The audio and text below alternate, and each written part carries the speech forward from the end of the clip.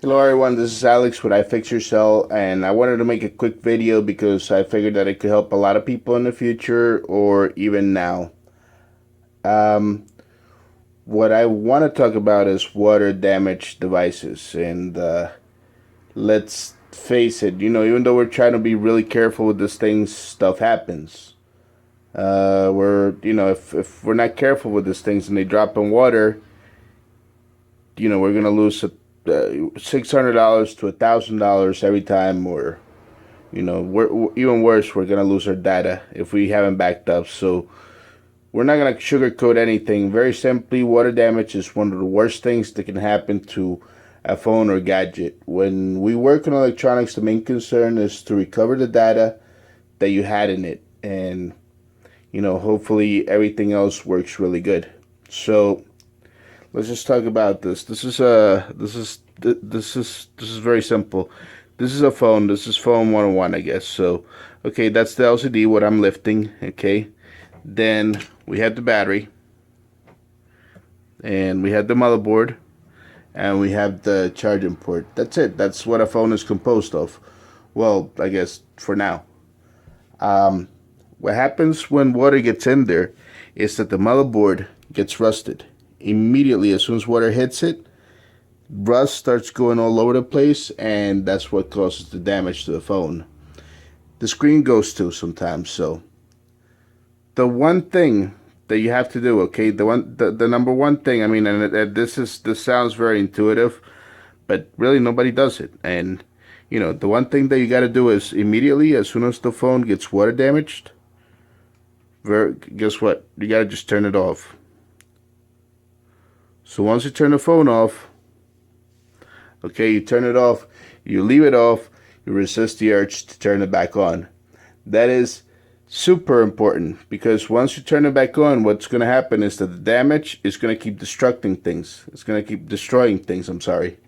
So destroying things, and then the odds of us recovering your phone are going to be very slim. So that's the number one thing. The number two thing is that bring it to a place bring it to your local repair shop, but bring it to a place, and this is very important, that has an ultrasonic cleaner. Because if they do not have an ultrasonic cleaner, their odds of bringing the phone back to life are slim to none.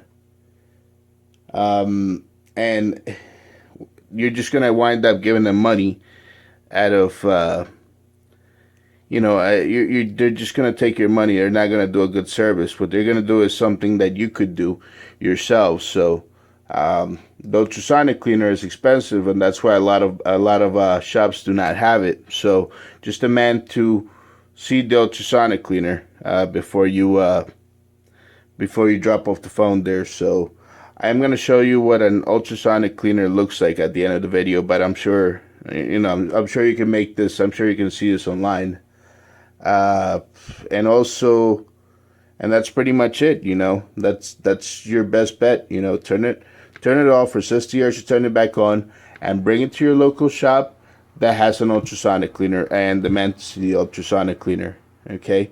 So also, let's debunk another thing, which is, a lot of people just waste their time putting it in rice. And let me tell you, when you put a phone in rice, it's just as good as doing nothing. Trust me.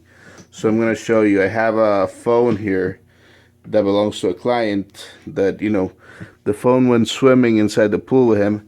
And what happened was that, I guess, I apologize for the really bad camera job here. That's why I fix phones and I don't record stuff, because I'm horrible at it. So, but anyhow, guess what that rice is doing there? Nothing.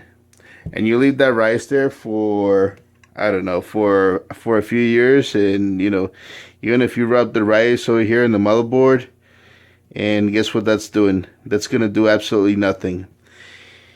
You can leave that rice there for years and it's not gonna do anything. And if the phone turns on because you left it in rice, it's not because you left it in rice, it's because the phone was gonna turn on anyhow. So don't don't waste your time putting it in rice. It's really just worthless. It's just as good as doing nothing, really. So I'm glad we're able to debunk that myth.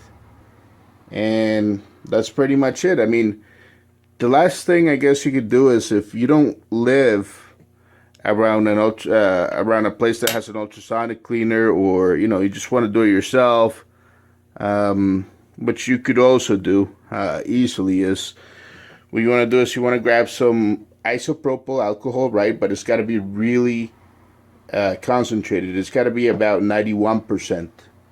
So 91% and over. So right here, what I have is 99%. I believe this is what this is. Yeah, it's 99%. So what I'm going to do is I'm going to spray a little bit here. I'm going to be generous with it. There's still some rice over here. And you want a toothbrush. So you're careful with the toothbrush or whatever brush you have here. Obviously, this is not a toothbrush. This is a tool we have here. But in your case, it could be a toothbrush. No big deal.